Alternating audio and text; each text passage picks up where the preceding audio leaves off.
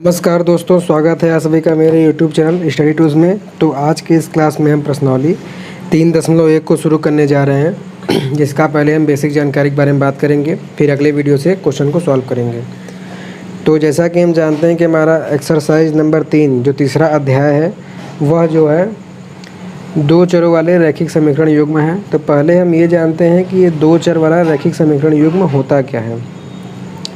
तो यहाँ पे आप देख रहे हैं कि नाम आया हुआ है दो चर। दो चर का मतलब हुआ कि किसी रैखिक समीकरण जिसका अधिकतम घात जो रहे वो एक रहे। जैसे समीकरण जो बनता है, जैसे यहाँ x + y बराबर मान लेते हैं कोई संख्या, जैसे 5 है। इस समीकरण की अधिकतम घात जो है हम देख रहे हैं 1 है, और वहाँ पे जो दोनों चर हैं ये दोनों अज्ञात रहें, मतलब कि इसका जो है मान हमें ज्ञात न रहे। तो ऐसे समीकरणों को हम दो चर वाले रैखिक समीकरण कहते हैं। एग्जाम्पल के तौर पर जैसे अगर हम मान लें 3x + 5y = 10 दिया हुआ है, तो यहाँ पर इस समीकरण का जो अधिकतम घात है वो 1 है। x का भी घात 1 है, y का भी घात 1 है, तो समीकरण का अधिकतम घात तो 1 दिया हुआ है। और उसके साथ साथ यहाँ पे x और y का मान तो हमें पता नहीं है। तो ऐसे समीकरणों को हम जो है कहेंगे दो चर वाले रैखिक समीकरण। रैखिक का मतलब हुआ समीकरण का अधिकतम घात 1 हो और दो चर, इसमें मतलब कि दो ठो अज्ञात राशि हमें दी गई है। ठीक है, तो सवाल चैप्टर का नाम तो दिया है, ये तो हो गया दो चर वाला रैखिक समीकरण, लेकिन चैप्टर दिया है दो चरों वाले रैखिक समीकरण युग्म। मतलब कि जो हमें सवाल सॉल्व करना रहेगा उसमें हमें रैखिक समीकरण का दो युग्म दिया हुआ। जैसे मान लेते हैं ये दोनों युग्म दिए हुए हैं, इसी तरीके का हमें सवाल दिया रहेगा।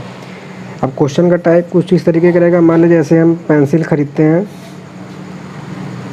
और कुछ पेन खरीदते हैं, तो जब हम दो पेंसिल खरीदते हैं और एक पेन खरीदते हैं तो इन दोनों का मूल्य, मतलब पैसा मान लेते हैं रुपए, कि 10 रुपये लगता है। और वही अगर हम एक पेंसिल खरीदते हैं और 3 पेन खरीदते हैं तो मान लेते हैं कि इसमें जो है हमें 12 रुपये लगता है। ठीक है, दो पेंसिल और एक पेन की कीमत कुल हो गया 10 रुपये, और एक पेंसिल और 3 पेन का कीमत हो गया 12 रुपये। तो इसी दोनों समीकरण को जब हम इस रूप में लिखेंगे तो ये हमारा रैखिक समीकरण हो जाएगा। मान लेते हैं जो पेंसिल का मूल्य है वो x रुपये है और पेन का मूल्य y रुपये है। तो इस हिसाब से दो पेंसिल है तो 2x, और एक पेन है तो 2x + y = 10 हो जाएगा, और एक पेंसिल है तो केवल x, और 3 पेन है तो 3y बराबर हो जाएगा 12।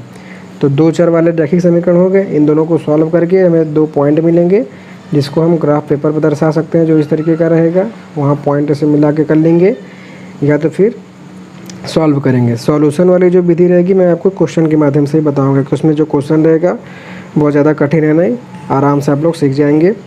अब इसके बाद आता है, ये तो हमने हो गया बनाने का तरीका, लेकिन उसके बाद जो दो चर का रैखिक समीकरण होता है उसका जो है एक स्टैंडर्ड, मतलब कि व्यापक रूप होता है। तो जो व्यापक रूप रहता है वो कुछ इस प्रकार का होता है कि ax + by + c = 0। ये जो है हमारा व्यापक समीकरण का दो चर वाला रैखिक समीकरण का व्यापक रूप है इस तरीके का। और इसका जो प्रतिबंध रहता है वो कुछ इस तरीके का होता है कि यहाँ पर जो ये x का जो गुणांक है a, ये जो है 0 नहीं होना चाहिए। अगर ये 0 हो जाएगा तो ये दो चर नहीं रह जाएगा, केवल एक चर रह जाएगा। और जो y का गुणांक है वो भी 0 नहीं रहना चाहिए, क्योंकि अगर ये दोनों मान अगर 0 हो गए तो x और y ख़त्म हो जाएंगे। फिर ये कैसे हमारा दो चर वाला रैखिक समीकरण रहेगा। उसके बाद जब इन दोनों का हम वर्ग करके जोड़ेंगे तो इसका योगफल भी जो है 0 नहीं होना चाहिए। तो इस तरीके से हम कह सकते हैं कि जो है दो चर वाले रैखिक समीकरण के लिए तभी उसको हम रैखिक समीकरण मानेंगे जब ये तीनों प्रतिबंध ये फॉलो करेगा। सी को चाहे आप इस साइड लिखें। जब दोनों समीकरण का हम तुलना करेंगे तो हमको ये चीज़ ध्यान देना है कि ये जो हमारा सी है या तो बराबर के उस साइड रहे या तो दोनों को बराबर के इस साइड लिखे। जैसे यहाँ सी इधर है तो दोनों एक तरफ रहना चाहिए, तभी तुलना हो पाएगा। ये आप क्वेश्चन में अच्छे तरीके से समझ जाएंगे। तो आगे वाले वीडियो में मैं आपको क्वेश्चन अब समझाऊँगा।